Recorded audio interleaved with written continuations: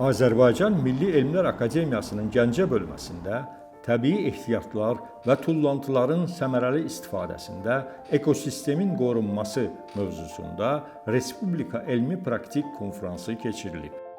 Elmi forum Azərbaycan Respublikası Elm və Təhsil Nazirliyi, Gəncə şəhər İcra Hakimiyyəti, Azərbaycan Milli Elmlər Akademiyasının Gəncə bölməsi və Elm və Təhsil Nazirliyi Ekologiya və Təbii Ehtiyatlar İnstitutu tərəfindən təşkil olunub. Konfransda ölkənin elmi tədqiqat və ali təhsil ocaqlarının təmsilçiləri iştirak ediblər.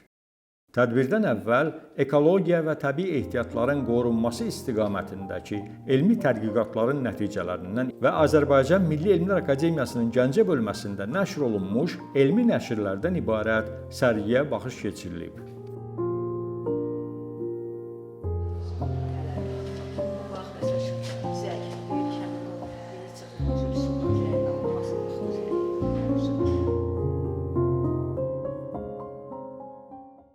Konfrans Azərbaycan Respublikasının dövlət himninin səsləndirilməsi və vətən torpaqlarının bütövlüyü uğrunda canlarından keçmiş şəhidlərin xatirəsinin bir dəqiqəlik sükutla anılması ilə başlayır.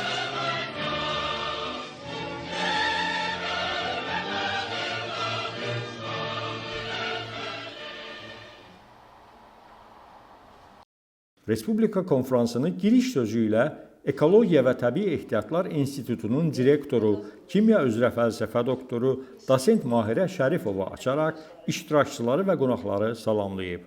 O, konfransa Bakı, Sumqayıt və Gəncədə fəaliyyət göstərən bir sıra elmi tədqiqat və ali təhsil ocaqlarını təmsil edən alim və araşdırmaçıların qatıldığını diqqətə çatdırıb. Mahirə Şərifova ekosistemin qorunması, sənaye tullantılarının ətraf mühitə təsirlərinin neytrallaşdırılması və ya azaldılması məsələlərinə dair həmin sahədə tədqiqatlarla məşğul olan alimlərin iştirakı ilə keçirilən bu mötəbər elmi konfransın işinin və nəticələrinin faydalı olacağına inandığını bildirib və qeyd edib ki, konfransın materialları ayrıca kitabça şəklində nəşr edilmişdir. Sonra konfransın plenar iclası olub.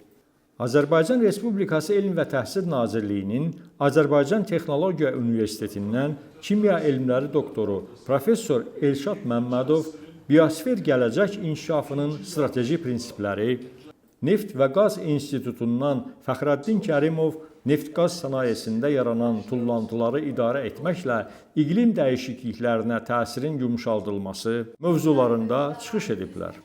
Respublika konfransı neft-kimya, kimya sənayesi tullantıları və təkrar emalı, polimer kompozisiya materialları və ekoloji problemlər, aqrosənaye tullantılarından alternativ enerjinin alınması, Qərb bölgəsində biomüxtəlifliyin qorunması və qida və yüngül sənaye tullantılarının ekologiyası adlı 5 bölmə üzrə işini davam etdirib.